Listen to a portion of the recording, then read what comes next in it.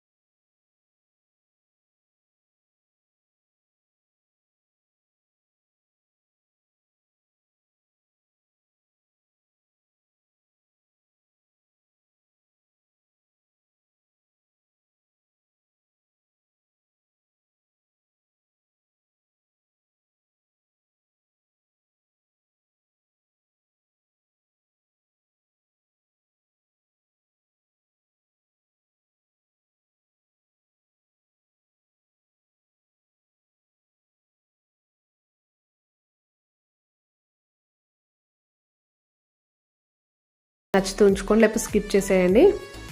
ఇదంతా ఫస్ట్ వేయించుకోవచ్చు. మీకు గసగసాలు ఫస్ట్ సపరేట్ కూడా వేయించుకోవచ్చు. నేను అన్ని దీంట్లోనే వేసుకొని వేయించుకుంటున్నాను. మనకు ప్రాసెస్ అనేది తొందరగా కావడానికి ఇలా చేసేస్తున్నాను. ఇది ఆల్మోస్ట్ వేగాక దాన్ని పక్కన ఉంచుకోండి. తర్వాత అదే ప్యాన్లో 1 టీ స్పూన్ వరకు నెయ్యి వేసుకొని మనం మిక్సీ పట్టుకున్న ఖర్జూర పేస్ట్ వేసుకొని ఖర్జూర పేస్ట్ నెయ్యిలో బాగా వేయించితే అది కాస్త మెత్తపడుతుంది. మెత్తపడాక దాంట్లో మనము డ్రై ఫ్రూట్స్ వేసుకోవాలి. రోస్ట్ చేసుకున్న డ్రై ఫ్రూట్స్ వేసుకోవాలి. జస్ట్ మనకు ఖర్జూర అనేది జస్ట్ బైండింగ్ కోసం అండి. మనము ఖర్జూర ప్లేస్లో బెల్లం లేకపోతే షుగర్ ఏదైనా వాడుకోవచ్చు, కానీ హెల్దీగా కాబట్టి మనం ఖర్జూర వేసుకున్నాము.